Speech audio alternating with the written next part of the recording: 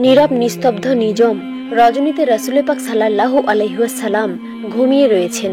ঘুমের ঘরে তিনি স্বপ্নে দেখলেন যে জিবরাইল আলাইহিস সালাম তার নিকট তাসিফ এনেছেন। তার হাতে ছিল এক খণ্ড রেশমি রুমাল। রাসূলুল্লাহ সাল্লাল্লাহু আলাইহি ওয়াসাল্লাম জিবরাইল আলাইহিস সালামকে জিজ্ঞেস করলেন, হে জিবরাইল, তোমার হাতে এটা কি?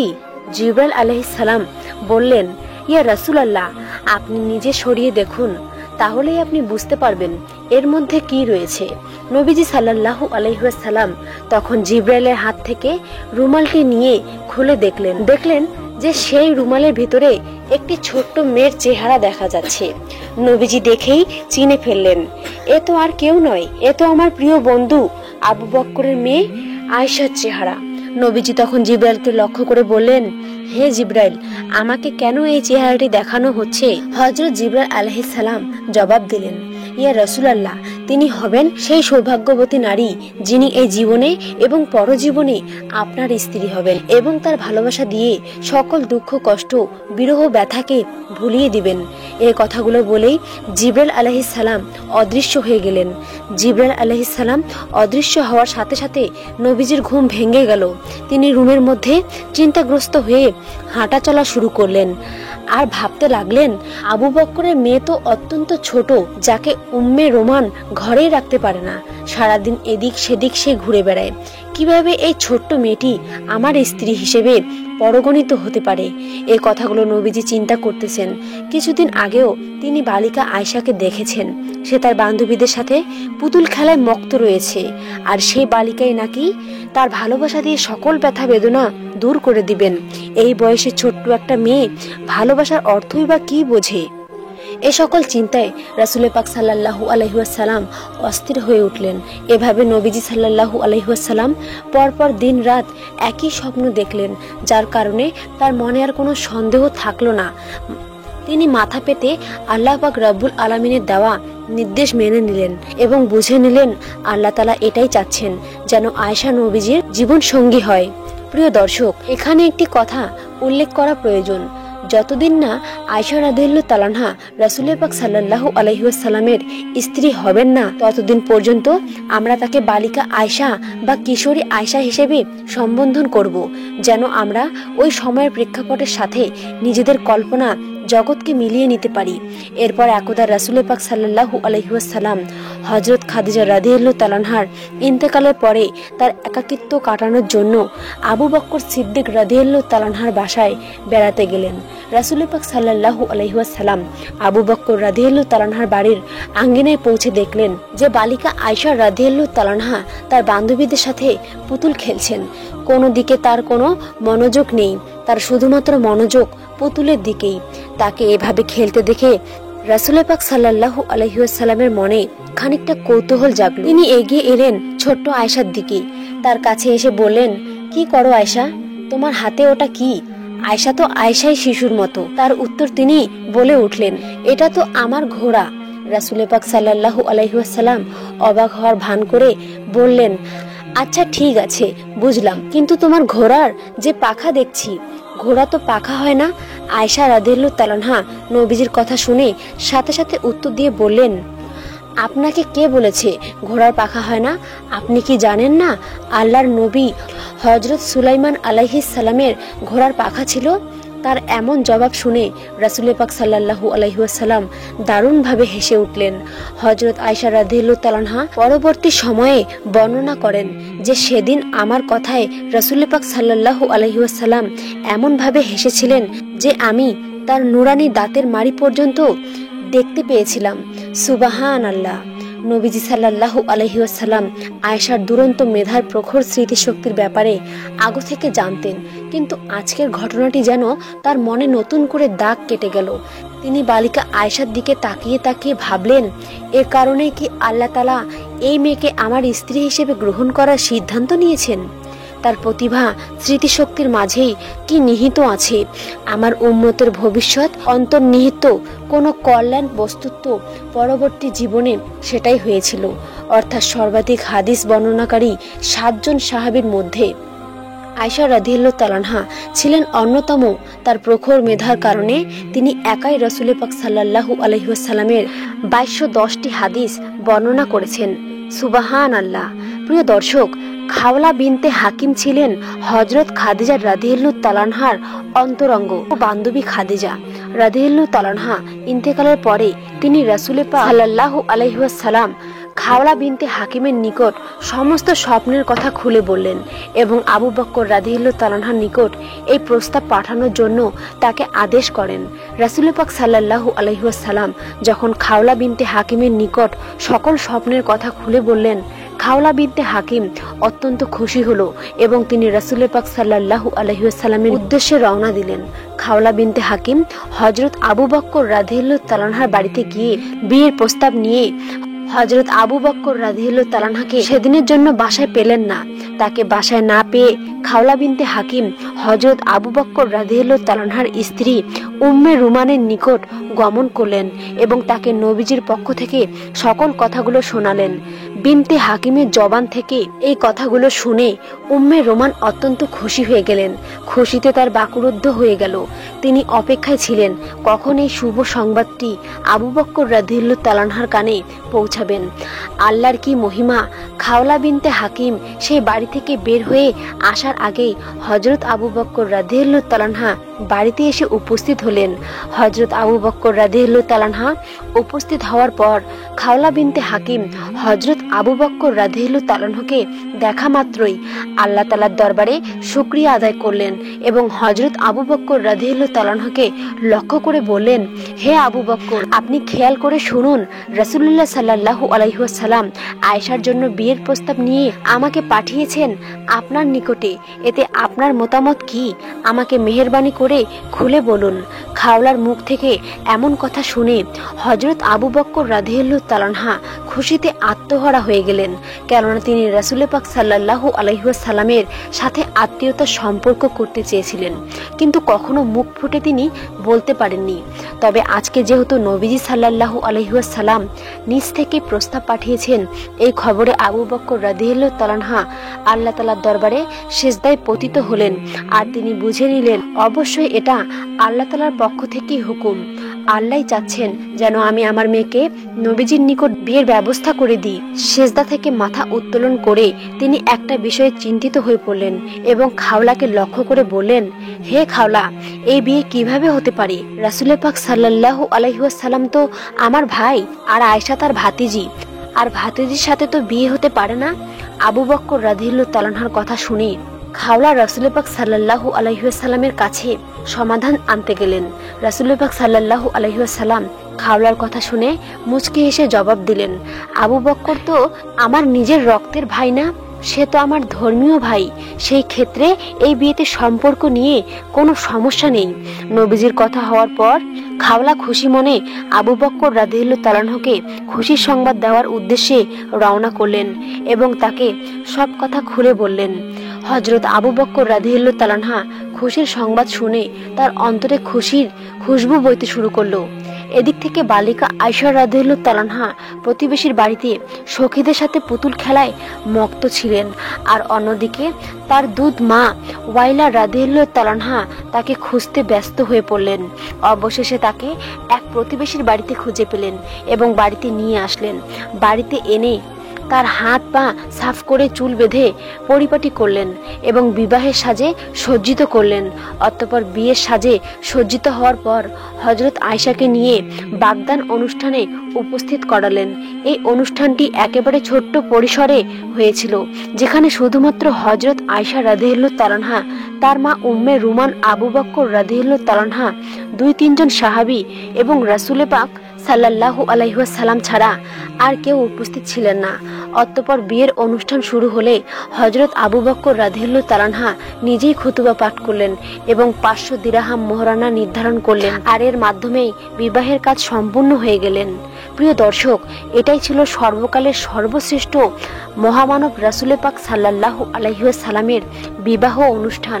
তারপর রাসূল পাক সাল্লাল্লাহু আলাইহি ওয়াসাল্লাম মক্কার জমিনে দ্বীনের দাওয়াত দেওয়ার ক্ষেত্রে ব্যস্ত হয়ে পড়লেন, আর আয়েশা রাদিয়াল্লাহু তাআলা আনহা তার মা বাবার কাছ থেকে পাড়া প্রতিবেশী বান্ধবীদের সাথে মেতে থাকলেন সেই পুতুল খেলায়। হযরত আয়েশার বয়স কম থাকায় তিনি খুবই চঞ্চল ছিলেন। উম্মে রোমান বালিকা আয়েশা রাদিয়াল্লাহু তাআলা আনহাকে শাসন করলেও তিনি কথা শুনতেন না। তাই একদিন তিনি খুব বকাবকি করলেন। আয়েশা রাদিয়াল্লাহু তাআলা আনহা দরজার কপাট ধরে চোখ মুখ ফুলিয়ে কাঁদছিলেন। তখন রাসূল পাক সাল্লাল্লাহু আলাইহি ওয়াসাল্লাম সেখানে এসে উপস্থিত হলেন এবং উম্মে রোমানকে বললেন, আপনাকে না বলেছিলাম আয়েশাকে কিছু না বলতে, আমার কথা তো আপনি রাখলেন না। রাসূল পাক সাল্লাল্লাহু আলাইহি ওয়াসাল্লামের কথা শুনে উম্মে রোমান খুবই বিব্রত বোধ করলেন এবং বললেন, ইয়া রাসূলুল্লাহ, সে যে কোনো কথাই শোনে না, আর আমি কিছু বললেই তার বাবাকে আমার বিষয়ে নালিশ করে। রাসূল সাল্লাল্লাহু আলাইহি ওয়াসাল্লাম বললেন, যাই করুক না কেন, আপনি আয়েশাকে অন্তত আমার খাতিরে কিছুই বলবেন না, ওকে তার নিজের মতো থাকতে দিন। এদিক থেকে কুরাইশরা নবুয়তের পর থেকেই মুসলমানদের উপর প্রচন্ড অত্যাচার করে আসছে। নবুয়তের 12টা বছর কেটে গেছে, এইভাবে এখনো নির্যাতন চলছে। কুরাইশদের অত্যাচারে মুসলিমদের জীবন একেবারে হুমকির মুখে। হঠাৎ আশার আলো ফুটে উঠল। মদিনাবাসীরা রাসূল পাক সাল্লাল্লাহু আলাইহি ওয়াসাল্লামকে আহ্বান করলেন মদিনায় বসবাস করার জন্য। তারা ওয়াদাবদ্ধ হলেন যে সেখানে তারা মুসলমানদের পরিপূর্ণ নিরাপত্তা দিবেন এবং তারাও ইসলামের দাক্ষিয় দীক্ষিত হবেন। মদিনাবাসীর সঙ্গে গোপনে চুক্তি সম্পূর্ণ হওয়ার পর রাসূল পাক সাল্লাল্লাহু আলাইহি ওয়াসাল্লাম সাহাবীদের নির্দেশ দিলেন দু একজন করে মদিনায় চলে যেতে, তবে যেতে হবে অত্যন্ত গোপনে, যাতে করে মক্কার কাফেরেরা জানতে না পারে। তবুও তারা জেনে গেল। এর মধ্যেও গোপনে গোপনে অনেক সাহাবীর মক্কা থেকে মদিনায় হিজরত করে চলে গিয়েছিলেন। রাসূল পাক সাল্লাল্লাহু আলাইহি ওয়াসাল্লাম মদিনায় চলে যাওয়ার ব্যাপারে মনস্থির করে ফেললেন। শুধু আল্লাহ তাআলার নির্দেশের অপেক্ষায় রইলেন। যখনই আল্লাহর পক্ষ থেকে নির্দেশ আসবে তখনই তিনি রওনা হবেন। মদিনার পথে একদিন দুপুরবেলা রাসূল পাক সাল্লাল্লাহু আলাইহি ওয়াসাল্লাম আবু বকর রাদিয়াল্লাহু তাআলা আনহুর বাড়িতে। আজ আবার কি কারণে যেন রাসূল পাক সাল্লাল্লাহু আলাইহি ওয়াসাল্লামের চেহারা একটু চিন্তিত দেখা যাচ্ছে। যাই হোক, নবীজি যখন আবু বকর রাদিয়াল্লাহু তাআলা আনহুর ঘরে পৌঁছালেন তখনই তিনি দেখলেন যে আবু বকর রাদিয়াল্লাহু তাআলা আনহুর দুই কন্যা আয়েশা ও আসমা তার বাবার সাথে বসে আছেন। বাড়িতে আর কেউ নেই। রাসূল পাক সাল্লাল্লাহু আলাইহি ওয়াসাল্লাম অসময়ে আবু বকর রাদিয়াল্লাহু তাআলা আনহুর বাড়িতে যাওয়ার কারণে আবু বকর রাদিয়াল্লাহু তাআলা আনহু আতঙ্কিত হয়ে বলে উঠলেন, ইয়া রাসূলুল্লাহ, মনে হয় কোনো বিশেষ সংবাদ রয়েছে। রাসূলুল্লাহ সাল্লাল্লাহু আলাইহি ওয়াসাল্লাম বললেন, হে আবু বকর, আমাকে মক্কা থেকে মদিনায় হিজরত করার অনুমতি দেওয়া হয়েছে। আবু বকর রাদিয়াল্লাহু তাআলা আনহু এই কথা শোনার পর জানতে চাইলেন, হে আল্লাহর রাসূল, আমি কি আপনার সঙ্গী হতে পারবো? নবীজি সাল্লাল্লাহু আলাইহি ওয়াসাল্লাম বললেন, হ্যাঁ, আপনি এই সফরে আমার সঙ্গী হবেন। নবীজির কথা শুনে আবু বকর রাদিয়াল্লাহু তাআলা আনহু সঙ্গী হওয়ার খুশিতে কান্না ভরা ছলছল চোখে বলে উঠল, ইয়া রাসূলুল্লাহ, আপনার জন্য আমার পিতামাতা উৎসর্গিত হোক। যেদিন আপনি মদিনায় হিজরত করার আগ্রহ প্রকাশ করেছেন সেদিনই আমি দুটো উট কিনে লালন পালন করা শুরু করে দিয়েছিলাম। আবু বকর রাদিয়াল্লাহু তাআলা আনহুর কথা শুনে রাসূল পাক সাল্লাল্লাহু আলাইহি ওয়াসাল্লাম অত্যন্ত খুশি হলেন এবং তিনি আবু বকর রাদিয়াল্লাহু তাআলা আনহুর বাসায় সন্ধ্যা হওয়ার অপেক্ষায় বসে রইলেন। আর এদিক থেকে হযরত আবু বকর রাদিয়াল্লাহু তাআলা আনহু সফরের সকল প্রস্তুতি গ্রহণ করলেন। রাসূলুল্লাহ সাল্লাল্লাহু আলাইহি ওয়াসাল্লাম গোপন সূত্রে জানতে পেরেছেন আবু জেহেল সহ অন্যান্য কুরাইশ নেতারা মিলিত হয়েছে রাতের আধারে মুহাম্মদ সাল্লাল্লাহু আলাইহি ওয়াসাল্লামকে দুনিয়ার বুক থেকে সরিয়ে দেওয়ার জন্য। রাসূলুল্লাহ সাল্লাল্লাহু আলাইহি ওয়াসাল্লাম এই সংবাদ জানার পর তার চাচাতো ভাই আলী রাদিয়াল্লাহু তাআলা আনহুকে ডেকে আনলেন এবং তার নিকট সমস্ত মানুষদের আমানতগুলো বুঝিয়ে দিলেন এবং তাকে নবীজির ঘরে নবীজির বিছানায় ঘুমিয়ে থাকার জন্য আদেশ ফরমালেন। তখন হযরত আলী রাদিয়াল্লাহু তাআলা আনহু নবীজির কাছ থেকে সকল আমানত নিয়ে নবীজির বাসার উদ্দেশ্যে রওনা করলো। এদিক থেকে যখন মক্কার রাত ঘনিয়ে এলো, রাসূল পাক সাল্লাল্লাহু আলাইহি ওয়াসাল্লাম চোখের পানিতে সিক্ত হয়ে আল্লাহ তাআলার দরবারে প্রার্থনা করলেন। এরপর তিনি হযরত আবু বকর রাদিয়াল্লাহু তাআলা আনহুকে সঙ্গে নিয়ে সফরের উদ্দেশ্যে দাঁড়ালেন। রাসূলুল্লাহ সাল্লাল্লাহু আলাইহি ওয়াসাল্লাম যখন উটের পিঠে আরোহণ করে রওনা করবেন সে সময় তিনি একটু মুচকি হেসে হযরত আয়েশা রাদিয়াল্লাহু তাআলা আনহাকে বললেন, হে আয়েশা, তুমি আমাদের জন্য দোয়া করো, আমরা হিজরতের উদ্দেশ্যে রওনা হয়েছি। এই কথা বলে রাসূল পাক সাল্লাল্লাহু আলাইহি ওয়াসাল্লাম আবু বকর রাদিয়াল্লাহু তাআলা আনহুকে নিয়ে সফর শুরু করলেন এবং দীর্ঘ পথ ও অনেক বাধা বিপত্তি পেরিয়ে রাসূল পাক সাল্লাল্লাহু আলাইহি ওয়াসাল্লাম আবু বকর রাদিয়াল্লাহু তাআলা আনহুকে সঙ্গে নিয়ে মদিনায় এসে পৌঁছলেন। মদিনায় পৌঁছানোর মাস 3 পর আয়েশা রাদিয়াল্লাহু তাআলা আনহা সহ তাদের পুরো পরিবারকে মদিনায় নিয়ে আসলেন। অনেকটা সময় অতিবাহিত হয়ে গেল। শাওয়াল মাস চলছে। এতদিনে মসজিদে নববী নির্মাণের সকল কাজ সম্পূর্ণ হয়েছে। এর মধ্যে জিবরাইল আলাইহিস সালাম একদিন রাসূল পাক সাল্লাল্লাহু আলাইহি ওয়াসাল্লামের কাছে এসে উপস্থিত হলেন এবং বললেন, হে আল্লাহর রাসূল, আয়েশা তো আপনার স্ত্রী, তাকে সসম্মানের সহিত আপনি আপনার ঘরে তুলুন। এ কথা বলেই হযরত জিবরাইল আলাইহিস সালাম সেখান থেকে বিদায় গ্রহণ করলেন। আল্লাহর কি মহিমা! এর পরের দিনই হযরত আবু বকর রাদিয়াল্লাহু তাআলা আনহু নিজে রাসূল পাক সাল্লাল্লাহু আলাইহি ওয়াসাল্লামের কাছে আসলেন এবং বললেন, হে আল্লাহর রাসূল, আপনি আপনার স্ত্রীকে ঘরে তুলছেন না কেন? রাসূল পাক সাল্লাল্লাহু আলাইহি ওয়াসাল্লাম খানিকটা বিব্রত বোধ করলেন, তবে তিনি স্পষ্ট করেই বললেন, আমি এর ব্যাপারে ভাবছি, কেননা মোহরের সম্পূর্ণ টাকা আমার নিকট উপস্থিত নেই। রাসূলুল্লাহ সাল্লাল্লাহু আলাইহি ওয়াসাল্লামের কথাটি আবু বকর রাদিয়াল্লাহু তাআলা আনহু শুনে ফেললেন। তখন তিনি নবীজির কাছ থেকে অনুমতি নিয়ে বাড়ির উদ্দেশ্যে রওনা দিলেন আর মনে মনে ভাবতে লাগলেন যে এমন সময় যদি নবীজিকে খুশি করা যায় তাহলে এটা অনেক উত্তম কাজ হবে। এই চিন্তা করে তিনি তার ঘরে প্রবেশ করলেন এবং ঘর থেকে 500 দিরহাম নিয়ে নবীজির নিকট ফিরে আসলেন এবং তা নবীজিকে হাদিয়া দিয়ে দিলেন। আর মনে মনে ভাবলেন যে এমন সময় যদি নবীজিকে খুশি করা যায় তাহলে এটা অনেক উত্তম কাজ হবে। এই চিন্তা শেষ করে আবু বকর রাদিয়াল্লাহু তাআলা আনহু তার ঘরে প্রবেশ করলেন এবং ঘর থেকে 500 দিরহাম নিয়ে আবার নবীজির উদ্দেশ্যে রওনা করলেন। নবীজির নিকট গিয়ে সমস্ত টাকা রাসূল পাক সাল্লাল্লাহু আলাইহি ওয়াসাল্লামকে হাদিয়া দিলেন। রাসূলুল্লাহ সাল্লাল্লাহু আলাইহি ওয়াসাল্লাম আবু বকর রাদিয়াল্লাহু তাআলা আনহুর হাদিয়া গ্রহণ করলেন এবং ওই হাদিয়াগুলো হযরত আয়েশা রাদিয়াল্লাহু তাআলা আনহার মোহরানা হিসেবে তার নিকট পৌঁছে দিলেন। এর মাধ্যমে তিনি তার মোহরানা আদায় করে দিলেন। তখন আয়েশা রাদিয়াল্লাহু তাআলা আনহা বয়স মাত্র 9 বছর। রাসূল পাক সাল্লাল্লাহু আলাইহি ওয়াসাল্লাম আল্লাহ তাআলার হুকুমে তার বিবাহিত স্ত্রী আয়েশা রাদিয়াল্লাহু তাআলা আনহাকে নিজের বাসায় নিয়ে আসবেন। সেই উদ্দেশ্যে রাসূল পাক সাল্লাল্লাহু আলাইহি ওয়াসাল্লাম সাহাবায়ে কেরামদেরকে নিয়ে এবং আবু বকর রাদিয়াল্লাহু তাআলা আনহার পরিবারকে নিয়ে ছোট্ট একটি অনুষ্ঠান করলেন। সে অনুষ্ঠানের মাধ্যমে আয়েশা রাদিয়াল্লাহু তাআলা আনহাকে নিজের বাসায় নিয়ে আসলেন। আর এর মাধ্যমে শুরু হলো রাসূল পাক সাল্লাল্লাহু আলাইহি ওয়াসাল্লাম এবং আয়েশা রাদিয়াল্লাহু তাআলা আনহার সংসার জীবন। প্রিয় দর্শক, হযরত আয়েশা রাদিয়াল্লাহু তাআলা আনহাকে নিয়ে নবীজি যে ঘরে থাকতেন, কিতাবের মাঝে সে ঘরের বর্ণনা এইভাবে এসেছে।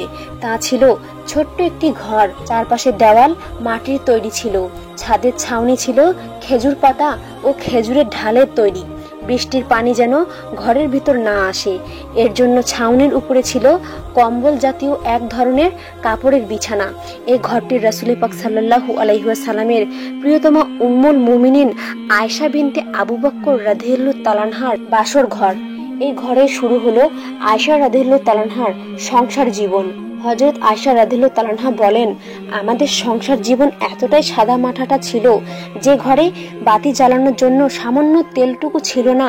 প্রায় এমন হতো যে মাস চলে যেত, বাতি জ্বালানোর জন্য তেলের ব্যবস্থাও করা থাকতো না। চাঁদের আলোতেই কেটে যেত। ভরা পূর্ণিমা কিংবা আধার অমাবস্যা, বস্তুত রান্নার জন্যই তো তেল থাকতো না, তাহলে বাতি জ্বালানোর জন্য তেল কোত্থেকে আসবে? আয়েশা রাদিয়াল্লাহু তাআলা আনহা আরো বলেন, যদি আমাদের বাতি জ্বালানোর তেল থাকতো তবে সেটা দিয়ে তো আমরা রান্নার কাজই করতে পারতাম, কেননা সে সময় আমরা জ্বালানির জন্য জাইতুন তেল ব্যবহার করতাম। সে তেল দিয়ে রান্না এবং জ্বালানির উভয় কাজই সারা যেত। এভাবে মাসের পর মাস আমরা অতিবাহিত করেছি। কোনো সাহাবেশি কিছু হাদিয়া দিলে সেটাই হতো নবীর পরিবারের একবেলা খাবারের আয়োজন। আর সাহাবীরা শুধুমাত্র 2-4টা খেজুর কিংবা 1 পেয়ালা দুধ বা 2-1টি রুটি তো হাদিয়া দিত। কিন্তু ভালোবাসার কমতি ছিল না আমাদের পরিবারে। সামান্য খাবার হলেও দুজনে একসাথে খাবার খেতে বসতাম। অন্ধকারে যখন আমরা খাবার শুরু করতাম, একই খাবারের উপর দুজনের হাত পড়ে যেত, তখন আমরা ভাগাভাগি করে খেতাম। আয়েশা রাদিয়াল্লাহু তাআলা আনহা বলেন, কখনো মাংস জাতীয় খাবার খেলে আমার চিবানো হাড়গুলো রাসূল পাক সাল্লাল্লাহু আলাইহি ওয়াসাল্লাম আবার চিবিয়ে খেতেন। পানি খাওয়ার পেয়ালা থেকে আমি পান করার পর যে স্থানে আমি পান করেছি সেই স্থানে রাসূল পাক সাল্লাল্লাহু আলাইহি ওয়াসাল্লাম মুখ লাগিয়ে পান করতেন। সুবহানাল্লাহ। প্রিয় দর্শক, এভাবেই রাসূল পাক সাল্লাল্লাহু আলাইহি ওয়াসাল্লাম এবং আয়েশা রাদিয়াল্লাহু তাআলা আনহার দাম্পত্য জীবন খুবই সুখময় ছিল। যদিও তাদের ছোট্ট কুটিরে কোনো ভালো আসবাবপত্র ছিল না, কিন্তু ভালোবাসায় পরিপূর্ণ ছিল। সেই ঘর, তাদের সংসার যেন আল্লাহর জান্নাতের একটি টুকরো ছিল। টাকা পয়সা, ধন দৌলত মানুষের শান্তি এনে দিতে পারে না। মানুষের একমাত্র শান্তি হচ্ছে মনের শান্তি। যে তার মনের শান্তি পেয়েছে, সে পৃথিবীর সবকিছু পেয়ে গিয়েছে। রাসূল পাক সাল্লাল্লাহু আলাইহি ওয়াসাল্লামের জীবনী থেকে যে তার মনের শান্তি পেয়েছে, সে পৃথিবীর সবকিছু পেয়ে গিয়েছে। রাসূল পাক সাল্লাল্লাহু আলাইহি ওয়াসাল্লামের জীবনী থেকে আমরা এটাই জানতে পারি, আল্লাহ তাআলা আমাদের প্রত্যেকটি ফ্যামিলিতে এমন শান্তির ব্যবস্থা করে দিক। আমিন। রাসূল সাল্লাল্লাহু আলাইহি ওয়াসাল্লামের প্রিয়তমা স্ত্রী হযরত হাফসা রাদিয়াল্লাহু তাআলা আনহা, তিনি অত্যন্ত সুন্দরী এবং বুদ্ধিমতী নারী ছিলেন এবং তিনি হযরত ওমর রাদিয়াল্লাহু তাআলা আনহার আদরের কন্যা ছিলেন। তাই পিতার মতো তিনিও অত্যন্ত রাগী স্বভাবের মানুষ ছিলেন। এমনকি রাসূলুল্লাহ সাল্লাল্লাহু আলাইহি ওয়াসাল্লামের স্ত্রীগণের মধ্যে তিনি ছিলেন সবচেয়ে গরম মেজাজের। একটু এদিক সেদিক হলেই তিনি রেগে আগুন হয়ে যেতেন। উহুদ যুদ্ধের পর হযরত হাফসা রাদিয়াল্লাহু তাআলা আনহার প্রথম স্বামী হুনাইস ইবনে হুযাফা রাদিয়াল্লাহু তাআলা আনহা ইন্তেকাল করেন। অল্প বয়সে স্বামীহারা হয়ে তিনি দুই চোখে অন্ধকার দেখতে লাগলেন। অবশেষে নিরুপায় হয়ে বাবার বাড়িতে এসে আশ্রয় নিলেন। কিন্তু এখানে এসেও তিনি মনে শান্তি পাচ্ছিলেন না। বারবার মনে পড়ছিল প্রিয় স্বামীর স্মৃতি, তার হাসি, তার খুনসুটি এবং তার ভালোবাসার প্রতিটি মুহূর্ত। সবকিছু তাকে পাগল বানিয়ে দিচ্ছিল। তাই একাকী চুপটি মেরে বসে চোখের পানি ফেলতে লাগলেন। হযরত ওমর রাদিয়াল্লাহু তাআলা আনহা, আদরের কন্যা, এই অবস্থা দেখে সান্ত্বনা দিয়ে বললেন, হাফসা, তুমি তো আমার কলিজার টুকরা মেয়ে। তুমি এমন করলে আমি জীবিত থেকেই মরে যাব। তুমি একটু সবুর করার চেষ্টা করো। এটাই আল্লাহর বিধান।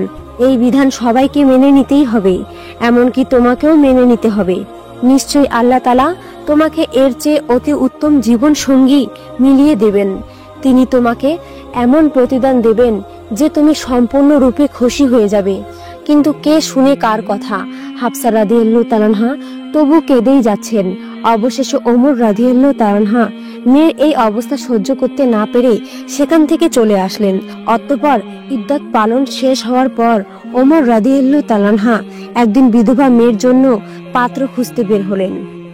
চলতে চলতে তিনি উসমান রাদিয়াল্লাহু তাআলা আনহার কাছে গেলেন, কারণ কিছুদিন হলো তিনি তার স্ত্রী রুকাইয়াকে হারিয়েছেন। তাই তিনিও বেশ বিষণ্ণ ছিলেন। অতঃপর উসমান রাদিয়াল্লাহু তাআলা আনহুকে প্রস্তাব দিয়ে বললেন, ভাই উসমান, আপনি যদি চান তাহলে আমার বিধবা মেয়ে হাফসাকে বিয়ে করতে পারেন। তখন উসমান রাদিয়াল্লাহু তাআলা আনহা জবাব দিলেন, আচ্ছা, আপনি যান, আমি বিষয়টা নিয়ে ভেবে দেখব। কয়েকদিন পর একদিন রাস্তায় উসমান রাদিয়াল্লাহু তাআলা আনহার সাথে দেখা হয়ে গেল। তখন তিনি বিয়ে করবেন না বলে জানিয়ে দিলেন। অতঃপর ওমর রাদিয়াল্লাহু তাআলা আনহা হযরত আবু বকর সিদ্দিক রাদিয়াল্লাহু তাআলা আনহার কাছে গিয়ে উপস্থিত হলেন এবং তাকে বললেন, আপনি যদি চান তাহলে আমার মেয়ে হাফসাকে আপনার সঙ্গে বিয়ে দিতে পারি। কিন্তু আবু বকর রাদিয়াল্লাহু তাআলা আনহা এই প্রস্তাবে কোনো উত্তর দিলেন না। এভাবে পরপর উসমান এবং আবু বকর প্রস্তাব ফিরিয়ে দেওয়ায় ওমর রাদিয়াল্লাহু তাআলা আনহা ভরা অক্লান্ত মন নিয়ে বাড়িতে ফিরলেন। বাড়িতে গিয়ে ওমর রাদিয়াল্লাহু তাআলা আনহা কষ্টে পাথর হয়ে আল্লাহর কাছে আরজ করলেন, হে আল্লাহ, কেন আমার বন্ধুরা আমাকে ফিরিয়ে দিচ্ছে? কেন তারা আমার সঙ্গে এরূপ আচরণ করছে? অতঃপর মেয়েকে উদ্দেশ্য করে বললেন, হে আমার মেয়ে, কেন তোমার ব্যাপারে কেউ আগ্রহ দেখাচ্ছে না? কেন তারা ফিরিয়ে দিচ্ছে? তোমার প্রস্তাব কেন তারা তোমার থেকে পালিয়ে বেড়াচ্ছে? তখন অদৃশ্য থেকে আওয়াজ হলো, হে ওমর ইবনুল খাওয়াব, হে আল্লাহর রাসূলের মহান সাহাবী, আপনি থামুন, দয়া করে আপনি থামুন। আপনি এভাবে বলবেন না। আপনার প্রস্তাব কেউ ফিরিয়ে দিতে পারে না। আপনার প্রস্তাব ফিরিয়ে দিতে পারে এমন কারো সাধ্য নেই। আপনি ওমর, আপনি তো সেই ব্যক্তি যার ইসলাম গ্রহণের জন্য আল্লাহর রাসূল সাল্লাল্লাহু আলাইহি ওয়াসাল্লাম দোয়া করেছিলেন। আপনি তো সেই ব্যক্তি যার ইসলাম গ্রহণের সুসংবাদে সাহাবায়ে কেরাম নারায়ে তাকবীর স্লোগান দিয়েছিলেন। সুতরাং আপনাকে কেউ উপেক্ষা করতে পারে না। অবশ্যই এর মধ্যে কল্যাণকর কিছু রয়েছে। অবশ্যই আল্লাহ তাআলা আপনার জন্য এর চেয়ে উত্তম কিছু প্রস্তুত করে রেখেছেন।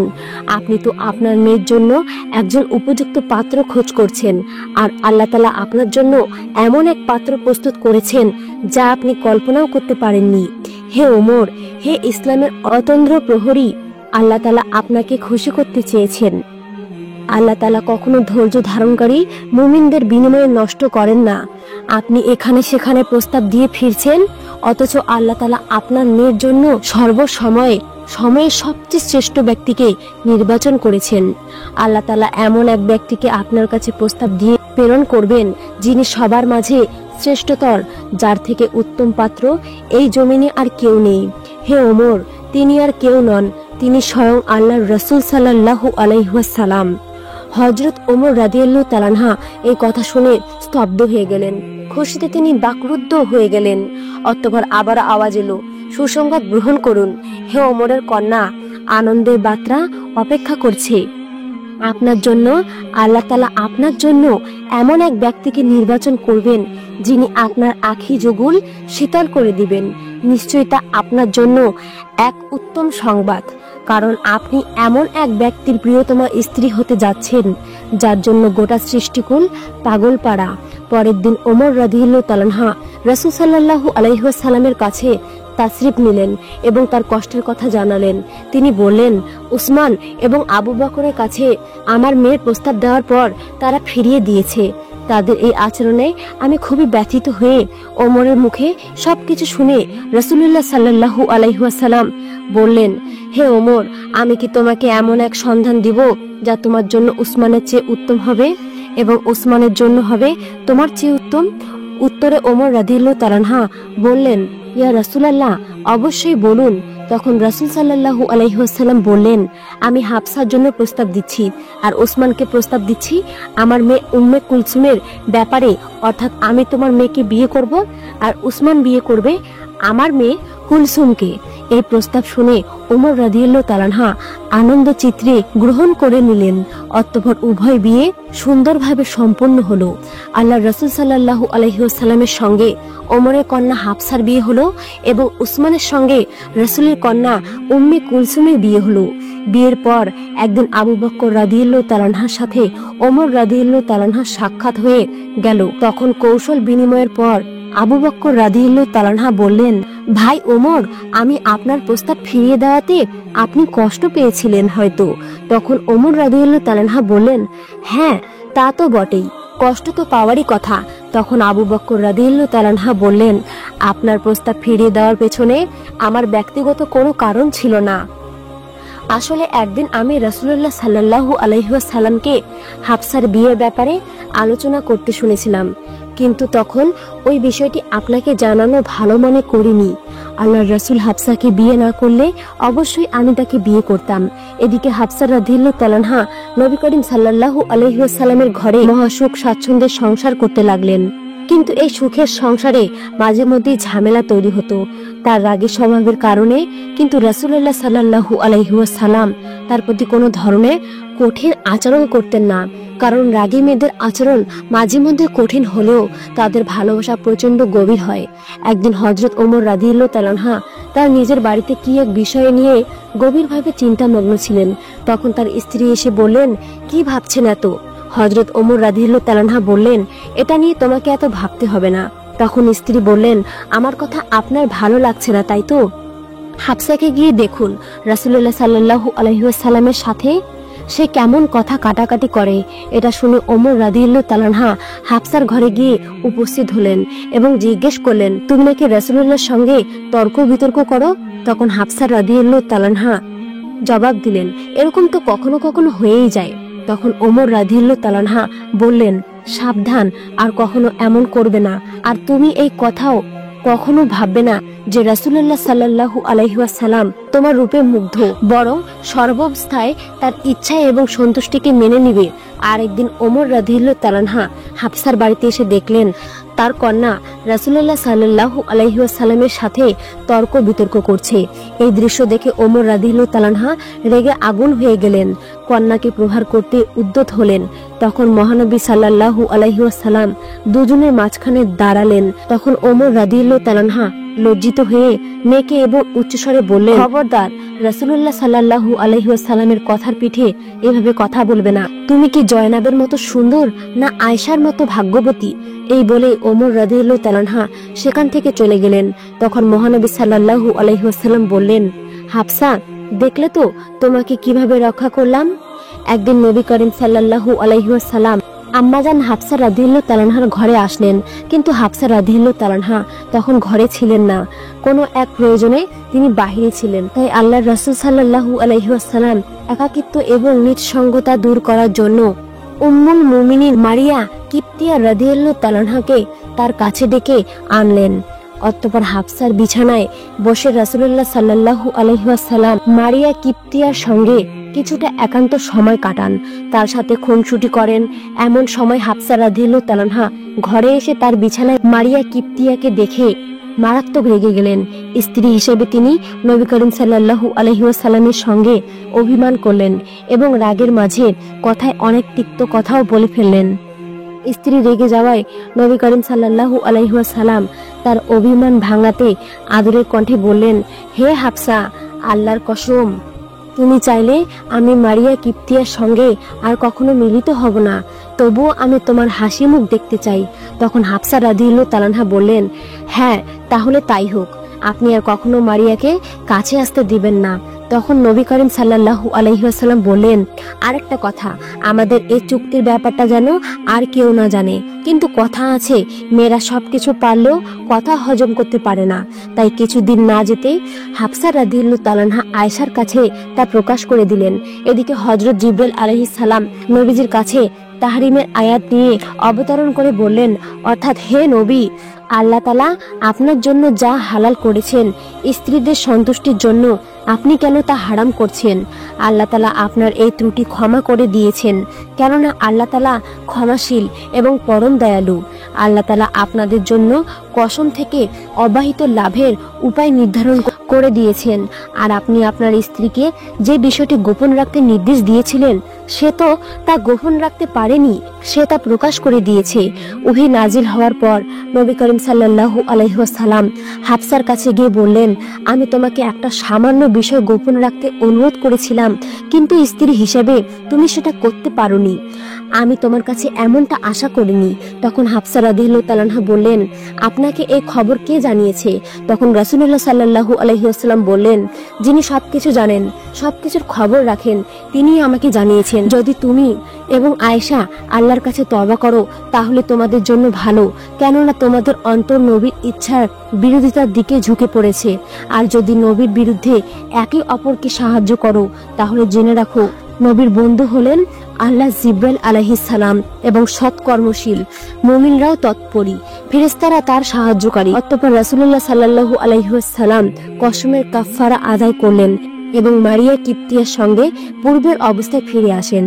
আরেকটি বর্ণনা অনুযায়ী একদিন আসরের পরে নবী করিম সাল্লাল্লাহু আলাইহি ওয়াসাল্লাম জয়নবের ঘরে একটু বেশি সময় অবস্থান করলেন।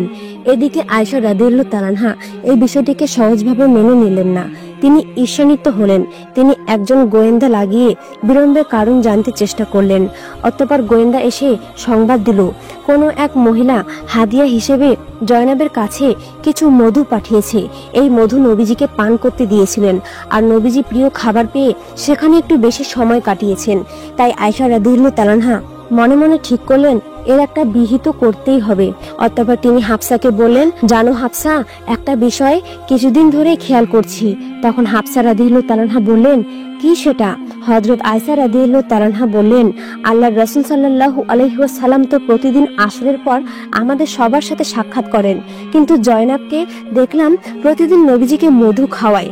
তখন হাফসা রাদিয়াল্লাহু তাআলা আনহা বললেন, ও আচ্ছা, এই কথা তো, তাহলে তুমি কি বলতে চাচ্ছ? তখন আয়েশা রাদিয়াল্লাহু তাআলা আনহা বললেন, বললেন, আমরা একটা কাজ করব, যাতে নবীজির আর জয়নাবের কাছে গিয়ে মধু না খান। তখন হাফসা রাদিয়াল্লাহু তাআলা আনহা বললেন, কিন্তু কিভাবে? আল্লাহর রাসূল তো মধু পছন্দ করেন, তাছাড়া তুমি এমন কি করবে যে তিনি আর মধু খাবেন না? তখন আয়েশা রাদিয়াল্লাহু তাআলা আনহা হাফসাকে বললেন, যখন নবী করিম সাল্লাল্লাহু আলাইহি ওয়াসাল্লাম তোমার কাছে আসবেন, তখন তুমি বলবে যে আপনার মুখে তো মাগফিরের গন্ধ, আর কিছুই তোমাকে করতে হবে না। পরের দিন নবী করিম সাল্লাল্লাহু আলাইহি ওয়াসাল্লাম জয়নাবের ঘরে মধুপান করে সাফিয়ার ঘরে আগমন করলেন। আসলে সাফিয়ার সাথেও কথা বলেছিলেন আয়েশা রাদিয়াল্লাহু তাআলা আনহা, তাই তিনিও অপেক্ষায় ছিলেন। তাই তিনি নবীজিকে বললেন, ইয়া রাসূলুল্লাহ, আপনি কি মাগফির খেয়েছেন? কেমন যেন মাগফিরের গন্ধ পাচ্ছি। তখন রাসূলুল্লাহ সাল্লাল্লাহু আলাইহি ওয়াসাল্লাম বললেন, কই না তো, তবে একটু আগে জয়নবের কাছে মধু খেয়েছি, সেটার গন্ধ তো এমন হবার কথা নয়। আচ্ছা, আমি দেখছি ব্যাপারটা। অতঃপর নবী করিম সাল্লাল্লাহু আলাইহি ওয়াসাল্লাম হাফসার কাছে আসা মাত্রই তিনি নাক ছিটকিয়ে বললেন, ছি ছি, আপনি কোথায় থেকে কি খেয়ে এসেছেন? আপনার মুখ থেকে মাগফিরের গন্ধ আসছে। আসলে মাগফির এক প্রকার নেশা জাতীয় ফল ছিল, তাই নবীজি মনে করলেন হয়তো তিনি মাগফিরের ফুলের মধু পান করেছেন। তখন নবী করিম সাল্লাল্লাহু আলাইহি ওয়াসাল্লাম বললেন, এখন থেকে আমার জন্য মধু পান করা হারাম, আর জীবনে কখনো মধু পান করব না। অতঃপর তিনি হাফসাকে বললেন, আমার জন্য মধু হারাম। হারাম করার কথাটি কারো কাছে প্রকাশ করবে না, কারণ জয়নাব বিষয়টি জানতে পারলে মনে অনেক কষ্ট পাবে। কিন্তু হাফসা রাদিয়াল্লাহু তাআলা আনহা নির্দেশটি মান্য করতে পারেননি। তিনি হযরত আয়েশা রাদিয়াল্লাহু তাআলা আনহার কাছে বিষয়টি প্রকাশ করে দিলেন। তখন আল্লাহ তাআলা জিবরিল আলাইহিস সালামের মাধ্যমে তাহরিমে আয়াতটি নাজিল করে সবকিছু জানিয়ে দিলেন। যাই হোক, হাফসা রাদিয়াল্লাহু তাআলা আনহা এই আচরণে নবী করিম সাল্লাল্লাহু আলাইহি ওয়াসাল্লাম অত্যন্ত কষ্ট পান। এমনকি এই ঘটনার জেরে নবী করিম সাল্লাল্লাহু আলাইহি ওয়াসাল্লাম হাফসাকে এক তালাক দিয়ে, তালাক পেয়ে হাফসা রাদিয়াল্লাহু তাআলা আনহা মাটিতে বসে পড়লেন। তিনি কি করবেন কিছুই ভেবে পাচ্ছিলেন না। এদিকে মেয়ের তালাকের খবর যখন ওমর রাদিয়াল্লাহু তাআলা আনহার কাছে আসলো, তখন তিনিও হতভম্ব হয়ে গেলেন। তিনি হতাশ হয়ে বললেন, হায় ওমরের বংশে এটা কি হয়ে গেল? আল্লাহ তাআলা কি ওমর এবং তার মেয়ের পরিণতির কথা ভাবলেন না? অতঃপর ওমর রাদিয়াল্লাহু তাআলা আনহা কন্যা হাফসার বাড়িতে দৌড়ে আসলেন। আদরের মেয়ের মলিন চেহারা দেখে তিনি তেমন কিছু বলতে পারছেন না, তাই তিনি নীরবে কিছুক্ষণ মেয়ের পাশে বসে থাকলেন। তিনি বুঝতে পারছিলেন না কিভাবে তাকে সান্ত্বনা দিবেন। শেষে তিনি মেয়েকে একটি কথাই বললেন, শোনো হাফসা, ওমরের বংশে আল্লাহ তাআলা যদি কোনো কল্যাণ রেখে থাকেন, তাহলে আল্লাহর রাসূল সাল্লাল্লাহু আলাইহি ওয়াসাল্লাম তোমাকে চূড়ান্তভাবে তালাক দিবেন না। ওমরের এই কথায় হাফসা রাদিয়াল্লাহু তাআলা আনহা কিছুটা হলেও আত্মবিশ্বাস ফিরে পেলেন। এদিকে আল্লাহর ফেরেশতা জিবরিল আলাইহিস সালাম নবীজির কাছে আগমন করলেন এবং সুপারিশ করে বললেন, ভাই মুহাম্মদ, আপনি এরকম করবেন না। হাফসার আগে সবাই হলেও তিনি অত্যন্ত নেককার মহিলা। তিনি আধ্যাত্মিক রোজা পালন করেন আর রাত জেগে আল্লাহর ইবাদত করেন। এমনকি জান্নাতেও তিনি আপনার স্ত্রী হবেন, তাই তাকে তালাক দিবেন না। অতঃপর নবী করিম সাল্লাল্লাহু আলাইহি ওয়াসাল্লাম আবারও হাফসাকে স্ত্রী হিসেবে গ্রহণ করে নিলেন। আসলে কতই না ভাগ্যবান ছিলেন এই নারী, যার জন্য সাক্ষাৎ জিবরিল আলাইহিস সালাম দুনিয়াতে আগমন করে সুপারিশ করেছিলেন। একদা একটি হারিসা নামক সাপ কান্না করে করে মুসা নবীকে বলতেছে, হে নবী, আপনি একটু আল্লাহ তাআলার কাছে দরখাস্ত করুন, আপনি আল্লাহর কাছে একটু দোয়া করুন, যাতে আখেরি নবীর কাছে আমি ক্ষমা না চাওয়া পর্যন্ত, আখেরি নবীর সাথে আমি সাক্ষাৎ না করা পর্যন্ত আমার যেন হায়াত বৃদ্ধি করে দেওয়া হয়। তখন হযরত মুসা আলাইহিস সালাম আল্লাহ তাআলার কাছে কান্না করে বলতেছে, হে আল্লাহ, আখেরি নবী তো আসবে সবার শেষে, সে আসতে তো অনেক দেরি, আমার হারিসার সাপ এই অবস্থায় কিভাবে থাকবে? হে আল্লাহ, তুমি তার হায়াত বৃদ্ধি করে দাও। তখন আল্লাহ তাআলা এক গায়েবী আওয়াজের মাধ্যমে বলতেছে, হে মুসা, আমি তোমার দোয়া কবুল করে নিলাম, হারিসার হায়াত বৃদ্ধি করে দিলাম। একটি সময় গিয়ে এই সাপটি মদিনা থেকে মক্কার দিকে রওনা দিল। বিশ্বনবী হযরত মুহাম্মদ সাল্লাল্লাহু আলাইহি ওয়াসাল্লাম মক্কাতে কান্না করতেছেন আর সাপটি মদিনায় কান্না করতেছে। তখন এই সাপটি বুকের উপরে ভর করে মক্কার দিকে রওনা করলেন আমার নবীর কাছে মাপ চাওয়ার জন্য। আর এই সাপ 6 মাস পর্যন্ত বুকে ভর করে আবু জাহিলের বাড়ির সামনে দাঁড়িয়ে গিয়েছে। অতঃপর ক্লান্ত হয়ে গিয়েছে, তাই সে ক্লান্ত হওয়ার কারণে আবু জাহিলের বাড়ির সামনে ঘুমিয়ে পড়েছে। সকালবেলা সেই বেঈমান আবু জাহেল ঘর থেকে বেরিয়ে যখন তার বাড়ির সামনে সাপটিকে দেখলো, তখন একটি লাঠি নিয়ে সাপটির গায়ে আঘাত করা শুরু করলো। তখন সাপটি কান্না করে বলতেছে, হে আবু জাহেল, তুমি আমাকে মারিও না, আমি সাপ নই, আমি মানুষ। তখন আবু জাহেল বলে, হে আমার বিবি, ওরে আমার সৈন্যরা, তোরা তাড়াতাড়ি আয়, এমন ঘটনা আমি আমার জীবনেও দেখি নাই, এই সাপ কথা বলতেছে। তখন সবাই সেখানে এসে উপস্থিত হলো এবং আবু জাহেল তাদেরকে বলল, আমি সকালবেলা এই সাপটিকে আমার বাড়ির সামনে দেখলাম, আর আমি যখন আঘাত করলাম এই সাপ দেখি মানুষের মতো কথা বলে। বেঈমান আবু জাহেল তখন সাপটির গায়ে আঘাত করা শুরু করলো। তখন সাপ আবার কান্না করতে করতে বলতে লাগলো, হে আবু জাহেল, তুই আমাকে আর মারিস না, আমাকে একবারের জন্য নবীর সাথে দেখা করতে দে, একবার নবীর কাছে আমাকে যেতে দে, আমাকে মাফ চাওয়ার জন্য নবীর কাছে যেতে হবে। একবার যদি আমার নবী আমাকে মাফ করে দেয়, তারপরে তোর যত মন চায় তত মারিস, আমি তোরে বাধা দিব না, আমার জীবনটা নষ্ট করিস না রে, একটু আমাকে যেতে দে। তখন আবু জাহেল সৈন্যদেরকে বলে, এই সাপের গলায় তাড়াতাড়ি বেড়ি পরিয়ে দাও, এই সাপের গলায় শিকল পরিয়ে দাও। অতঃপর সাপের গলায় শিকল পরিয়ে তাকে খুঁটির সাথে বেঁধে রাখা হলো এবং তার গায়ে আঘাত করা শুরু করলো। আবার এইবার হারেদা সাপ কান্না করে আরো বলতে লাগলো, আমাকে যত মারার তুই মারিস, একবার তুই আমাকে মুহাম্মাদের কাছে যেতে দে। তখন আবু জাহেল বলে, হে বিবি, এই সাপের মুখ দিয়ে মুহাম্মাদের নাম আসতেছে, মনে হচ্ছে এই সাপটি মুহাম্মাদের জন্য পাগল, এই সাপটিকে তো ছাড়া যাবে না। এইভাবে সাপটিকে বেঁধে রেখে সারাদিন তার গায়ে আঘাত করা হলো। তখন সাপটি আবার কান্না করতেছে আর বলতেছে, ও আবু জাহেল, তুই বুঝলি না রে, আমি যদি মুহাম্মাদের কাছে যদি না যেতে পারি, আখেরি নবীর কাছে যদি না যেতে পারি, তাহলে তো আমার জীবন ধন্য হবে না, আমি তো মাফ পাবো না, আর জান্নাতে যেতে পারবো না, আমাকে জাহান্নামে চলে যেতে হবে। তুই আমাকে একবারের জন্য হলেও মুহাম্মাদের কাছে যেতে দে, যদি মুহাম্মদ একবার আমাকে মাফ করে দেয়, তারপরে তোর যত খুশি ততই আমাকে তুই মারিস। তখন বেঈমান আবু জাহেল বলতেছে, হে সাপ, তুই কথা বলিস না, তোকে মুহাম্মদ পাঠিয়েছে কারণ বর্তমানে তোর সাথে আমার সাথে ঝামেলা চলতেছে, সে কিনা আমাদের ধর্মের উপরে কালি দিতেছে। হে সাপ, তোকে আমি ছাড়বো না। সারাদিন সারা রাত সাপটিকে মারার পরে পরদিন সকালবেলা আবার সাপটিকে মারা শুরু করলো। তখন সাপটি বলতে লাগলো, ইয়া আবু জাহেল, তুমি আমাকে কেন মারতেছো সেটা আমি বুঝতে পেরেছি, আখেরি নবীর সাথে বেয়াদবি করার কারণে আজ আমার এই শাস্তি। ও আবু জাহেল, তোকে আমি কথা দিলাম, তোর যত মারতে মনে চায় আমাকে তুই মারিস, কিন্তু একটিবারের জন্য হলেও তুই আমাকে আখেরি নবীর সাথে দেখা করার সুযোগ করে দে। হে আবু জাহেল, আমি যদি মুহাম্মদের কাছে গিয়ে মুহাম্মদের পায়ে যদি একটু চুমু দিতে পারি এবং আমাকে যদি মুহাম্মদ মাফ করে দেয়, তাহলে আলহামদুলিল্লাহ, আর যদি মাফ নাও করে তাও আমি তোর কাছে এসে ধরা দেব, আমি তোকে কথা দিলাম। এবার আবু জাহেল নবীর নাম শোনার কারণে আরো অনেক ক্ষেপে গেল এবং অনেক গরম হয়ে গেল। সাপটিকে মারতে মারতে এমন মারামারে তখন আবু জাহেল তার বিবিকে বলে, হে বিবি, তুমি আমার ঘর থেকে আমার লোহার চাবুকটি নিয়ে আসো। তখন সাপটিকে আবু জাহেল চাবুক মারতে মারতে এবার সাপের লেজের অংশটি কেটে ফেললো। তারপর আবু জাহেল তার বিবিকে বলল, হে আমার বিবি, তুমি আমার ঘরে গিয়ে লবণ নিয়ে আসো, এই সাপটি মুহাম্মদের জাদুর সাপ, এটিকে মেরে ফেলতে হবে। তখন লবণ এনে সাপের গায়ে লাগিয়ে দেওয়ার পরে সাপটি ছটফট করতে লাগলো। এবার সাপটি কান্না করতেছে আর বলতেছে, হে আবু জাহেল, তুমি আমার শরীরটিকে কেটে ফেলেছো, আমার গায়ে লবণ লাগিয়ে দিয়েছো, আমি সহ্য করতে পারছি না, তবু এই রক্ত মাখা শরীর নিয়ে তুমি একবার আমাকে আখেরি নবীর কাছে যেতে দাও, মুহাম্মাদের কাছে যেতে দাও, আমাকে ক্ষমা চাইতে দাও তার কাছে গিয়ে, আমি তোমাকে কথা দিলাম তোমার কাছে আবার ফিরে আসব। আবু জাহেল সাপের কথাটি মানল না, তারপর আরো একটি টুকরো করে ফেললো। মাঝে মাঝে যখন কাটা হয় তখন সাপটি সহ্য করতে না পেরে মাটির সাথে মাথা লাগিয়ে দিল।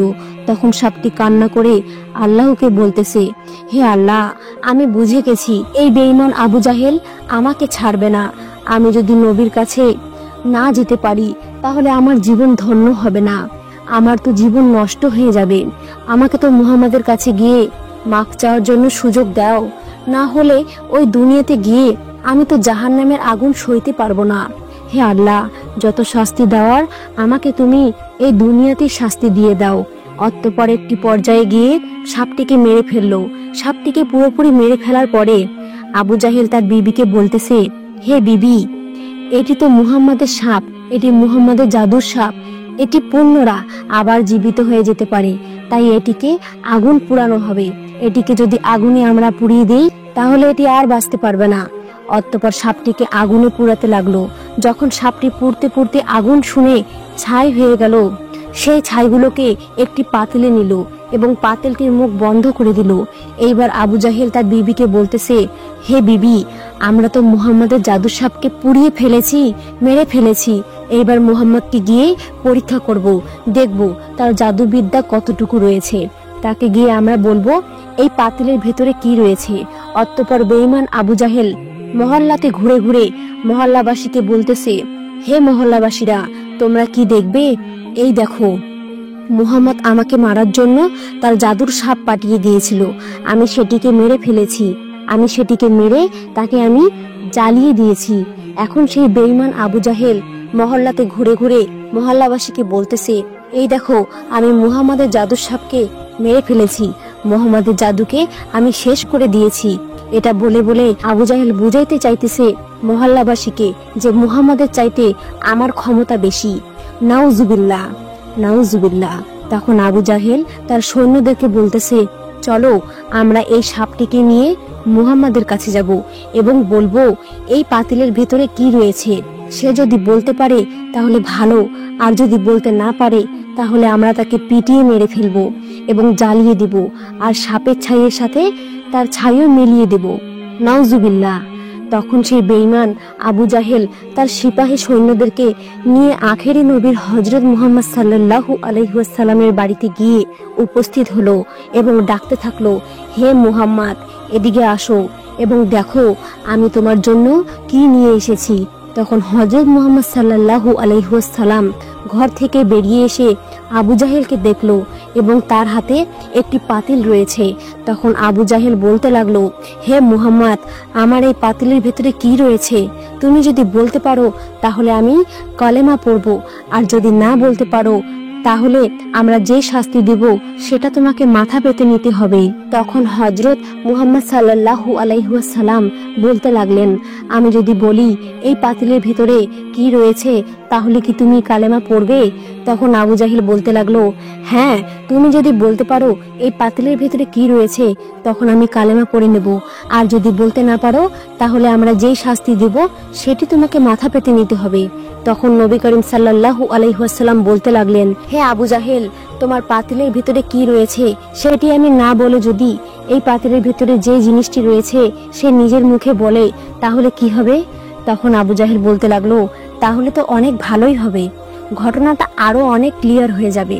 যদি এই পাতিলের ভিতরে কি রয়েছে সে যদি নিজের মুখ দিয়েই বলতে পারে তাহলে আমাদের কোনো সমস্যা নাই, আর আমি কালেমা পড়ে নেব। আর যদি পাতিলের ভিতরে কি রয়েছে সেটি যদি কথা না বলতে পারে তাহলে আমরা যেই শাস্তি দেব সেটাই তোমাকে মাথা পেতে নিতে হবে। তখন নবী করিম সাল্লাল্লাহু আলাইহি ওয়াসাল্লাম বললেন, ঠিক আছে, আমি তোমার সাথে চ্যালেঞ্জ ধরলাম, আর তোমার শর্ত আমি রাজি রয়েছি। এই পাতিলের ভিতরে কি রয়েছে সেটা যদি কথা না বলতে পারে তোমরা যেই শাস্তি দিবে সেটি আমি মাথা পেতে নেব। অতঃপর আবু জাহিল সবাইকে বলতেছে, হে মহল্লাবাসীরা, তোমরা শোনো, মুহাম্মদ বলেছে এই পাতিলের ভেতরে কি রয়েছে সেটি নিজের মুখেই সে বলবে, আর যদি এই পাতিলের ভেতরে কি রয়েছে সে নিজের মুখে না বলতে পারে পাতিলের ভেতরে থাকা জিনিসটি, তাহলে আমরা মুহাম্মদকে যেই শাস্তি দেব সেটি সে মাথা পেতে নিবে। অতঃপর তোমরা সবাই সাক্ষী থাকো। তখন নবী করিম সাল্লাল্লাহু আলাইহি ওয়াসাল্লাম এবং আবু জাহেলের লোক সবাই মিলে বড় একটি মাঠের ভিতরে জড়ো হলো। চারদিকে মানুষ রয়েছে, আর মাঠের মাঝখানে হযরত মুহাম্মদ সাল্লাল্লাহু আলাইহি ওয়াসাল্লাম এবং আবু জাহেল রয়েছে। হযরত মুহাম্মদ সাল্লাল্লাহু আলাইহি ওয়াসাল্লাম তখন তিনি সে পাতিলের দিকে তাকিয়ে তার শাহাদাত আঙ্গুলটি ইশারা করে বলতে লাগলো, কে তুমি? কে আমার আল্লাহর হুকুমে তুমি কথা বলো? তখন আল্লাহ তাআলা জিব্রাইলকে ডেকে বলতেছে, হে জিব্রাইল, তুমি দেখো আমার বন্ধু নবী সে পাতিলের দিকে ইশারা করেছে। আমার বন্ধু নবী যখন পাতিলের দিকে ইশারা করবে তখন তুমি সাথে সাথে সেই সাপটিকে পুনরায় আবার জীবিত করে দিবে। অর্থাৎ তুমি তাড়াতাড়ি যাও।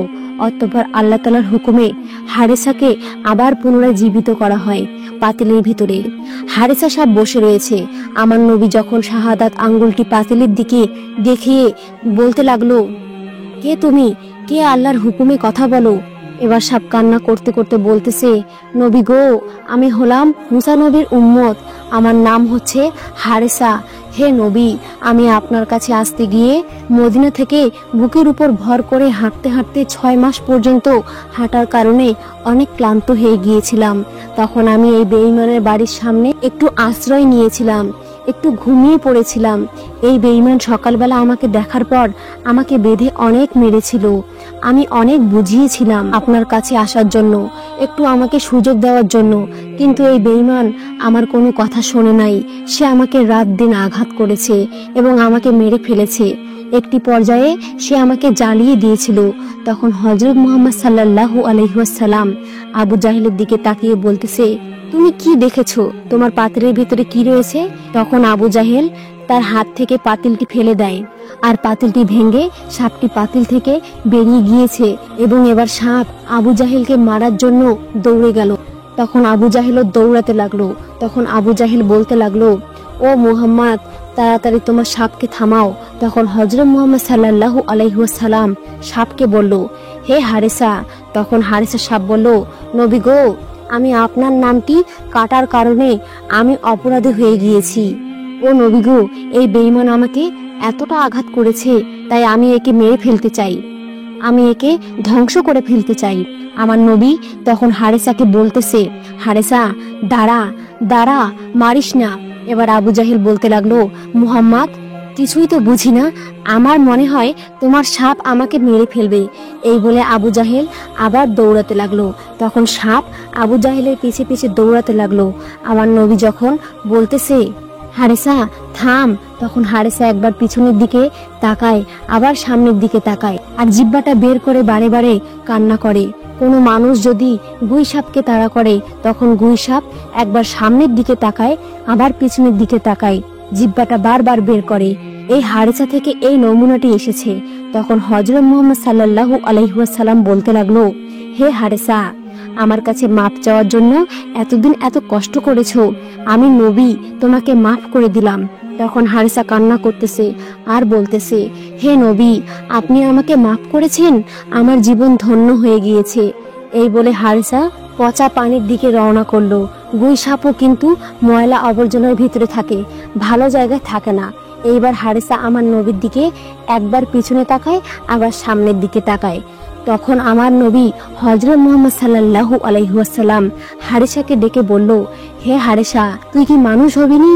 তখন হারেসা বলে, আপনি আমাকে মাফ করে দিয়েছেন, আমার জীবন ধন্য হয়ে গিয়েছে। আপনি যদি এখন আমাকে আবার মানুষ বানিয়ে দেন, তাহলে আমার জীবন আরো ধন্য হয়ে যাবে। তখন হযরত মুহাম্মদ সাল্লাল্লাহু আলাইহি ওয়াসাল্লাম আল্লাহ তাআলাকে বলতে লাগলেন, হে আল্লাহ, তুমি আমার হারেসাকে মানুষ বানিয়ে দাও। তখন হারেসা আবার মানুষ হয়ে গেল। কিতাবের ভিতরে উল্লেখ রয়েছে, হারেসা মানুষ হবার পরে বাকি জীবনটি নবী করিম সাল্লাল্লাহু আলাইহি ওয়াসাল্লামের খেদমতে কাটিয়ে দিয়েছে। একবার আল্লাহ রাব্বুল আলামিন হযরত জিবরাইল আলাইহিস সালামের মাধ্যমে রাসূল আকরাম সাল্লাল্লাহু আলাইহি ওয়াসাল্লামকে জানিয়ে দিলেন, হে আল্লাহর নবী, আপনার প্রিয় সাহাবী বেলাল আর মাত্র 7 দিন এই দুনিয়াতে জীবিত থাকবেন। 7 দিন পরে তিনি ইন্তেকাল করবেন। রাসূল আকরাম সাল্লাল্লাহু আলাইহি ওয়াসাল্লাম আল্লাহ রাব্বুল আলামিনের পক্ষ থেকে এই সংবাদ জানার পরে তিনি তার বিশিষ্ট সাহাবী হযরত ওমর আলী রাদিয়াল্লাহু তাআলা আনহুকে বললেন, হে আমার সাহাবীরা, আমি জানতে পারলাম আমার প্রিয় সাহাবী বেলাল আর 7 দিন পর এই দুনিয়া থেকে ইন্তেকাল করে চলে যাবেন, কিন্তু আমি জানি আমার এই প্রিয় সাহাবী এখনো বিবাহের সুন্নাত আদায় করেনি। তাই তোমরা যাও, মদিনার প্রতিটি ঘরে ঘরে খুঁজে দেখো আমার এই প্রিয় সাহাবীর সাথে কোনো মেয়ের পিতা তার কন্যাকে বিবাহ দিতে রাজি হয় কিনা। তবে তোমরা সেই পিতাকে অবশ্যই বলে দিবে যে বেলাল আর মাত্র 7 দিন জীবিত থাকবে। হযরত আলী ওমর ফারুক রাদিয়াল্লাহু তাআলা আনহু রাসূল আকরাম সাল্লাল্লাহু আলাইহি ওয়াসাল্লামের কাছ থেকে এই নির্দেশ পাওয়ার পরে হযরত বেলাল রাদিয়াল্লাহু তাআলা আনহুর জন্য পাত্রীর সন্ধানে বেরিয়ে পড়লেন। তারা কন্যার পিতার কাছে গিয়ে বলতেন, আল্লাহর প্রিয় সাহাবী হযরত বেলাল রাদিয়াল্লাহু তাআলা আনহুর জন্য রাসূল আকরাম সাল্লাল্লাহু আলাইহি ওয়াসাল্লাম বিবাহের একজন পাত্রী খুঁজছেন। আপনারা কেউ কি আপনাদের কন্যাকে বেলালের সাথে বিবাহ দিতে রাজি আছেন? তাদের এই কথা শুনে কন্যার পিতা বলতে লাগলো, আমরা কেন আল্লাহর নবী প্রিয় সাহাবী হযরত বেলালের হাতে আমাদের কন্যাকে তুলে দেব না? আমরা অবশ্যই তার সাথে আমাদের কন্যাকে বিবাহ দিতে চাই। এটা তো আমাদের জন্য একটি সৌভাগ্যের ব্যাপার হবে। তখন হযরত আলী ওমর রাদিয়াল্লাহু তাআলা আনহু তাদেরকে বললেন, কিন্তু তোমরা একটি বিষয় জেনে রাখো, হযরত বেলাল আর মাত্র 7 দিন এই পৃথিবীতে জীবিত থাকবে। 7 দিন পরে তিনি ইন্তেকাল করবেন। আল্লাহর রাসূল সাল্লাল্লাহু আলাইহি ওয়াসাল্লাম তোমাদেরকে সংবাদ কেউ জানিয়ে দিতে বলেছেন। যখনই তারা জানতে পারলেন যে হযরত বেলাল আর মাত্র 7 দিন এই পৃথিবীতে জীবিত থাকবে, তখন তারা বলতে লাগলো, যদি অবস্থা এরকম হয় বেলাল 7 দিন পর এই পৃথিবী থেকে ইন্তেকাল করবে, তাহলে আমরা আমাদের কন্যাকে তার হাতে তুলে দিতে কোনোভাবে রাজি নই। কারণ আমরা চাই না 7 দিন পরে আমাদের কন্যা বিধবা হয়ে যায়। অতঃপর হযরত ওমর ও আলী রাদিয়াল্লাহু তাআলা আনহু মদিনার বিভিন্ন জায়গায় হযরত বেলালের জন্য একজন মেয়ে খুঁজতে লাগলেন, কিন্তু তারা কোনো মেয়ে খুঁজে পাচ্ছিলেন না। খুঁজতে খুঁজতে তারা একটি জঙ্গলে পৌঁছে গেলেন। সেখানে গিয়ে তারা দেখতে পেলেন এক ব্যক্তি ঝুপড়ি নির্মাণ করে সেই জঙ্গলে থাকছেন। সেই ব্যক্তি যখন হযরত ওমর আলী রাদিয়াল্লাহু তাআলা আনহুকে দেখলেন, তিনি জিজ্ঞেস করলেন, হে আল্লাহর বান্দারা, আপনারা কি উদ্দেশ্যে এই জঙ্গলে আমার ঝুপড়িতে আগমন করছেন? হযরত ওমর আলী রাদিয়াল্লাহু তাআলা আনহু তার কথা শুনে বললেন, আমরা আল্লাহর নবীর সাহাবী হযরত ওমর ও আলী, আমরা রাসূল আকরাম সাল্লাল্লাহু আলাইহি ওয়াসাল্লামের নির্দেশে তার একজন প্রিয় সাহাবী হযরত বেলালের জন্য একজন মেয়ের সন্ধান করছি, যার সাথে তার বিবাহ দেওয়া যায়। তখন সেই ব্যক্তি বলল, যদি তাই হয় তাহলে তো আমার একজন মেয়ে আছে, আমি তাকে আল্লাহর প্রিয় সাহাবীর হযরত বেলালের হাতে তুলে দিতে চাই। আর কেনই বা আমি আমার কন্যাকে তার হাতে তুলে দিতে চাইবো না?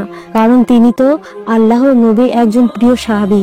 তার হাতে আমার কন্যাকে তুলে দিতে পারলে আমি নিজেকে সৌভাগ্যবান মনে করব। তখন হযরত আলী ওমর রাদিয়াল্লাহু তাআলা আনহু তাকে বললেন, তবে তুমি এই কথাটিও জেনে রাখো, আল্লাহর সে প্রিয় সাহাবী এই দুনিয়াতে আর মাত্র 7 দিন জীবিত থাকবে।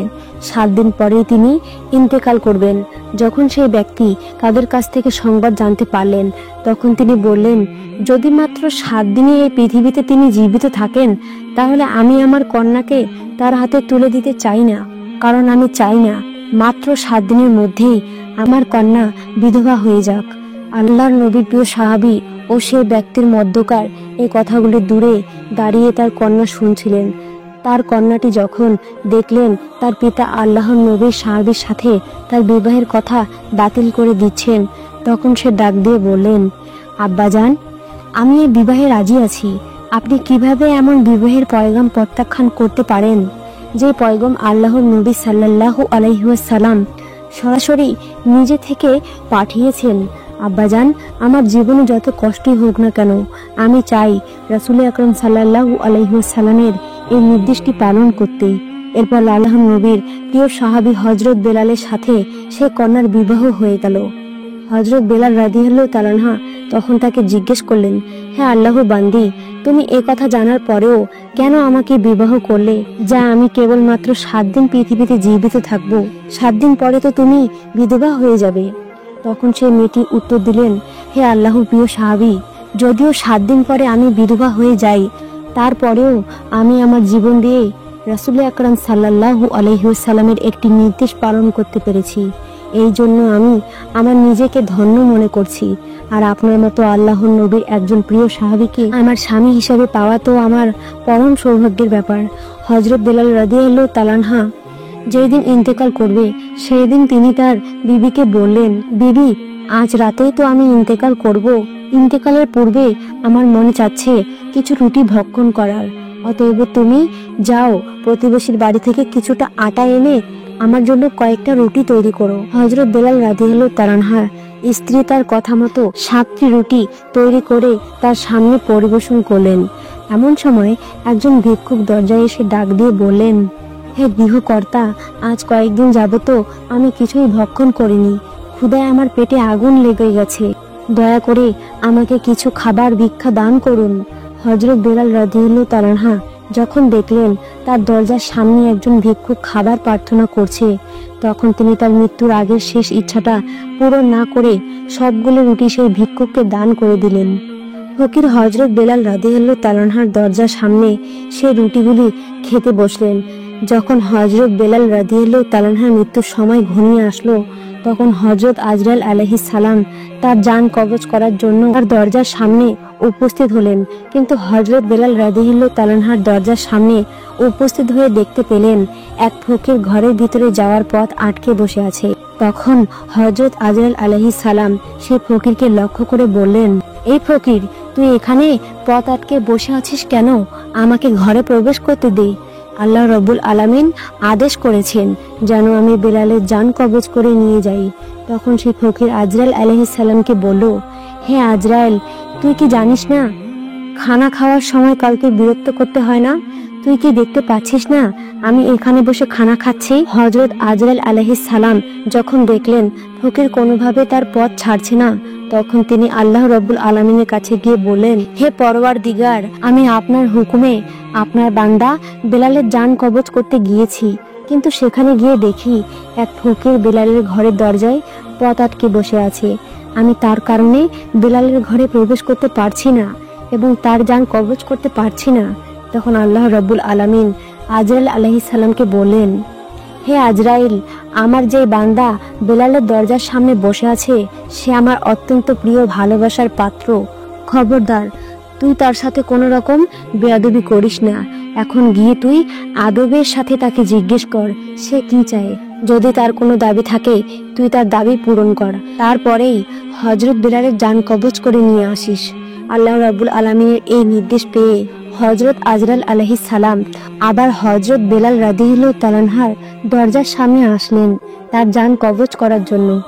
কিন্তু তখনও তিনি দেখতে পেলেন সেই ফকির হযরত বেলালের দরজার সামনে বসে রুটিগুলি ভক্ষণ করছেন। এবার হযরত আজরাইল আলাইহিস সালাম সেই ফকিরকে বললেন, হে আল্লাহর প্রিয় বান্দা, বলো তুমি বেলালের দরজা থেকে সরে যাওয়ার জন্য কি চাও? আল্লাহ রাব্বুল আলামিন বলেছে তুমি যা চাইবে আল্লাহ রাব্বুল আলামিন তোমাকে তাই দান করবে। তখন সেই ফকির বলল, বেলাল আমাকে 7টি রুটি দান করেছে, আর আল্লাহ রাব্বুল আলামিন বলেছেন যে 1 গুণ দান করবে তার বিনিময়ে আল্লাহ তাকে 10 গুণ দান করবেন। আমি চাই বেলালের এই 7টি রুটির বিনিময়ে তাকে 70 বছর হায়াত দান করা হোক। ফকিরের কথা শুনে হযরত আলাইহিস সালাম বললেন, এটা তো অসম্ভব।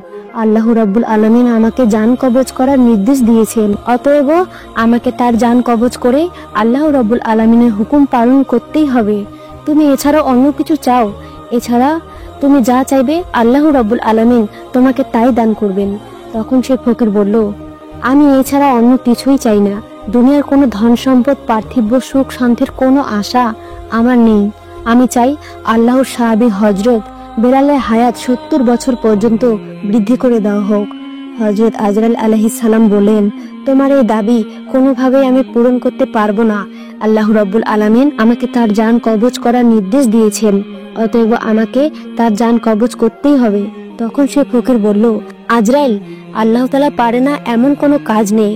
আল্লাহ রাব্বুল আলামিন যদি বেলালের হায়াত বৃদ্ধি না করে দেন তাহলে আমি 70 বছর যাবত 60টি রুটি বেলালের দরজার সামনে বসে ভক্ষণ করব। আর এইভাবে না তুমি বেলালের ঘরে প্রবেশ করতে পারবে আর না তার জান কবজ করতে পারবে। রাসূল আকরাম সাল্লাল্লাহু আলাইহি ওয়াসাল্লামের পবিত্র হাদিস শরীফে ঘোষণা করেছেন, আল্লাহ রাব্বুল আলামিনের এই দুনিয়াতে আল্লাহর এমন কিছু প্রিয় বান্দা রয়েছে, আকসামাহুম, যদি তারা আল্লাহ রাব্বুল আলামিনের নামে শপথ করে কোনো কথা বলে দেন তাহলে আল্লাহ রাব্বুল আলামিন অবশ্যই তাদের সেই দাবি পূরণ করবে। হযরত বেলালের দরজার সামনে যেই ফকির বসেছিলেন তিনি সাধারণ কোনো ফকির ছিলেন না, তিনি ছিলেন আল্লাহ ও তার রাসূলের পাগল হযরত ওয়েস কুরি রহমাতুল্লাহ আলাইহি। হযরত ওয়েস কুরি রহমাতুল্লাহ আলাইহি যখন আল্লাহর কাছে হযরত বেলালের হায়াত এর জন্য দাবি করে বসলেন, তখন আল্লাহ রাব্বুল আলামিন এর দাবি পূরণ না করে আর পারল না। তখন তিনি হযরত আজরাইল আলাইহিস সালামকে ডাক দিয়ে বললেন, হে মালাকুল মাউত আজরাইল, আমার প্রিয় বান্দা ওয়াসকুরুনি একটি দাবি করে বসেছে, আর আমি আল্লাহ সে দাবি কি পূরণ করব না? এটা কিভাবে হতে পারে? হে আজরাইল, তুমি ফিরে আসো। আমি আমার প্রিয় বান্দা হজরত ওয়াসকুরির দাবি মঞ্জুর করে নবীজির প্রিয় সাহাবী হজরত বেলালের হায়াত 70 বছর পর্যন্ত দীর্ঘ করে দিলাম। একবার আমিরুল মুমিনিন হজরত ওমর ফারুক রাদিয়াল্লাহু তাআলা হজরত আলী রাদিয়াল্লাহু তাআলাকে সঙ্গে নিয়ে কুফা নগরীতে গমন করলেন।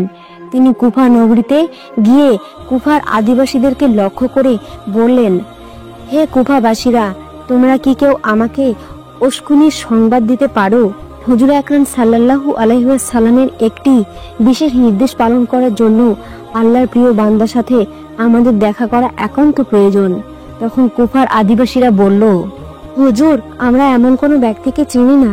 ওমর রাদিয়াল্লাহু তাআলা তাদেরকে বললেন, তোমাদের এখানে কেউ কি এমন লোক আছেন যার বাড়িঘর এলাকায়? ওমর রাদিয়াল্লাহু তাআলা এই কথা শুনে একজন ব্যক্তি দাঁড়িয়ে বললেন, হুজুর, আমার বাড়ি এলাকায়। ওমর রাদিয়াল্লাহু তাআলা তাকে জিজ্ঞেস করলেন, তুমি কি উস্কুনি নামক কোনো ব্যক্তিকে চিনো? সে ব্যক্তি বললেন, হুজুর, আমি একজন ব্যক্তিকে চিনি, কিন্তু আমি জানি না যে সে আপনাদের তলবকৃত ব্যক্তি কিনা। সে একজন পাগল প্রকৃতির লোক। মানুষেরা যখন হাসে তখন সে কাঁদে, আর মানুষেরা যখন কাঁদে তখন সে হাসে। সে উট চড়িয়ে দিন অতিবাহিত করে। তার জামা কাপড়গুলি ছিঁড়া ও ময়লা। সে সবসময় মানুষের দৃষ্টির অন্তরালে থাকতে পছন্দ করে। হযরত ওমর রাদিয়াল্লাহু তাআলা তখন সেই ব্যক্তিকে বললেন, তুমি আমাদেরকে তার কাছে নিয়ে চলো। আমরা এমন একজন ব্যক্তিকে খুঁজছি। আল্লাহর নবী সাল্লাল্লাহু আলাইহি ওয়াসাল্লাম আমাদের কাছে তার সকল নির্দেশ বলে দিয়েছেন। তুমি যে নির্দেশগুলি বলেছো, রাসূল আকরাম সাল্লাল্লাহু আলাইহি ওয়াসাল্লাম আমাদের কাছে এরকম নির্দেশ বলেছিলেন। অতএব তুমি আমাদেরকে সেই ব্যক্তির কাছে নিয়ে চলো। তখন সেই ব্যক্তি হযরত ওমর ফারুক রাদিয়াল্লাহু তাআলা ও হযরত আলী রাদিয়াল্লাহু তাআলাকে নিয়ে সেই ব্যক্তির খোঁজে বেরিয়ে পড়লেন। এক বিরাম ময়দানে গিয়ে তারা দেখতে পেলেন সে ব্যক্তি একটি গাছের নিচে নামাজ আদায় করছেন। হযরত ওমর রাদিয়াল্লাহু তাআলা তখন তার কাছে গিয়ে পাশে গিয়ে দাঁড়িয়ে রইলেন। সে লোকটি নামাজ শেষ করলে তারা তাকে সালাম দিলেন। লোকটি সালামের উত্তর দিয়ে তাদেরকে জিজ্ঞেস করলেন, আপনারা কে? কি উদ্দেশ্যে আমার কাছে এসেছেন? তারা উত্তর দিল, আমরা আল্লাহর নবীর সাহাবী হযরত ওমর ও আলী রাদিয়াল্লাহু তাআলা। আমরা আল্লাহর একজন প্রিয় বান্দাকে অন্বেষণের উদ্দেশ্যে এখানে এসেছি। আপনি কি দয়া করে আপনার নামটি আমাদের কাছে বলবেন?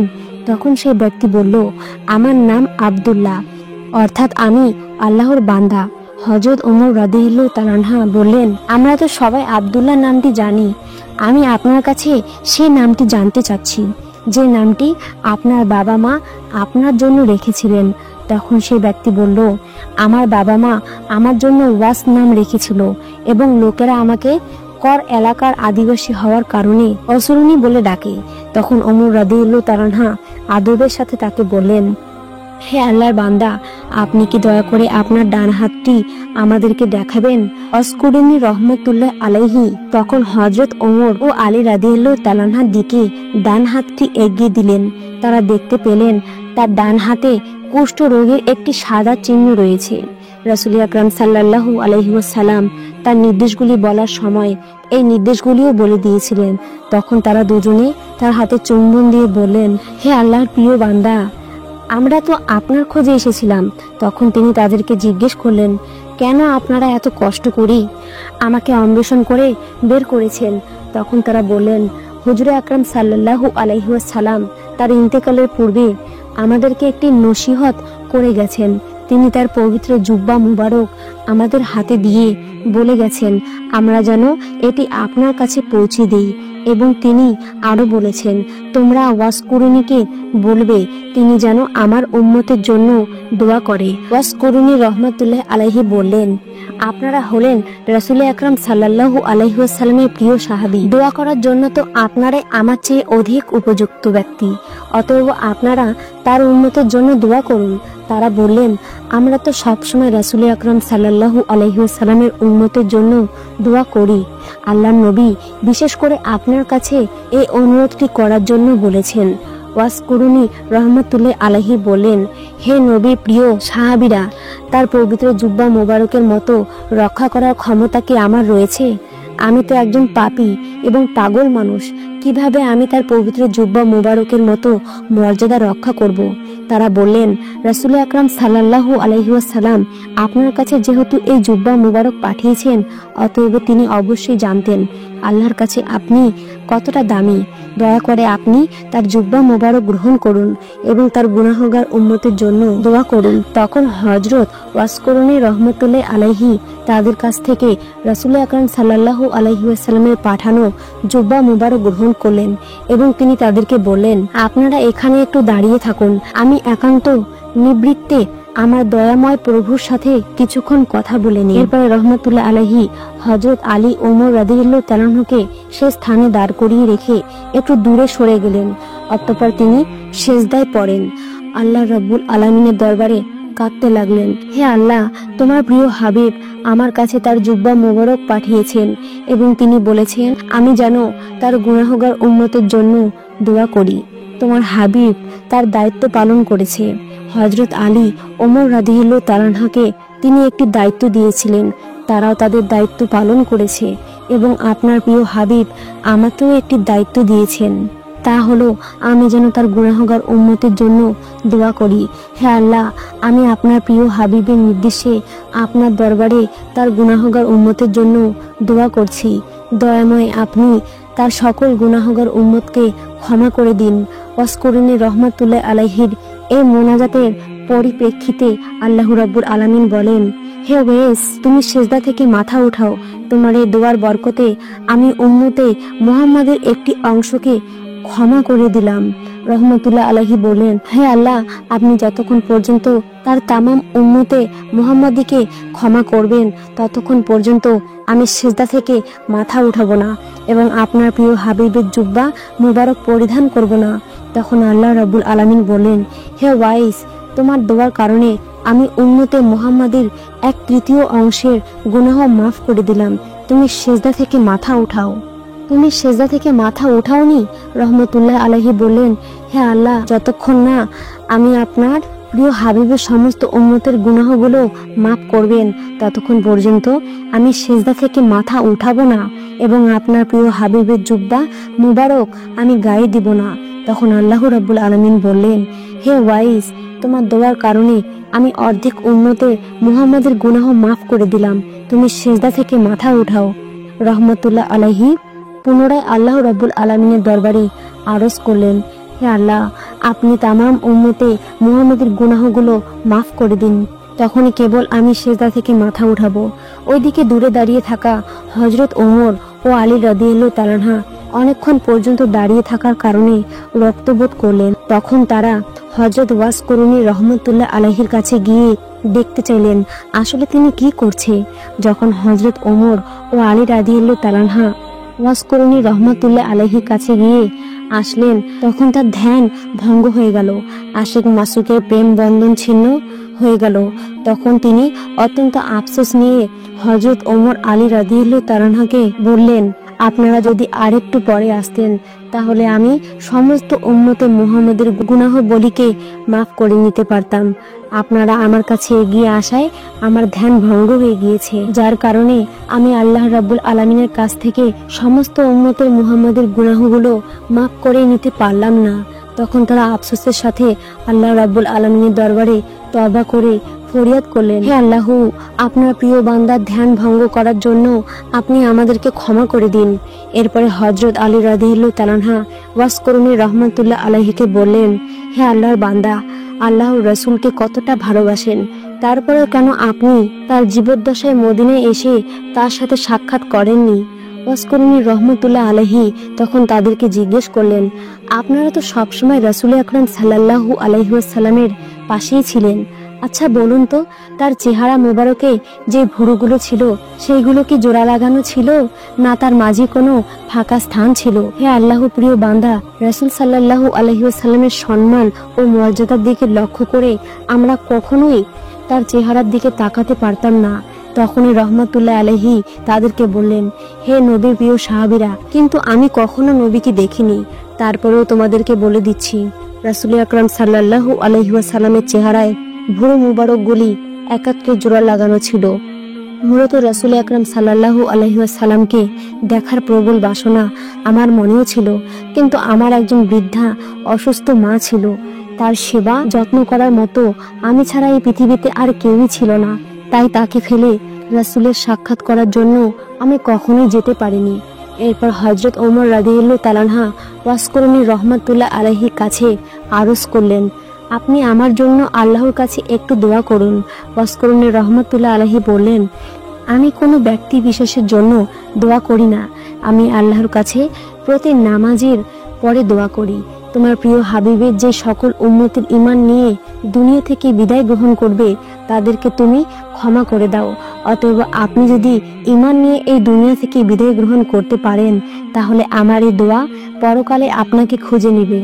হযরত ওমর রাদিয়াল্লাহু তাআলা আনহু তখন তাকে বললেন, জনাব, আমি কি আপনার খোরপোশের জন্য কুফার গভর্নরের কাছে একটি চিঠি লিখে দেব, যাতে প্রতি মাসে সে আপনাকে একটি নির্দিষ্ট পরিমাণ অর্থ দান করে, যার মাধ্যমে আপনি আপনার জীবন সচ্ছলতার সাথে অতিবাহিত করতে পারবেন।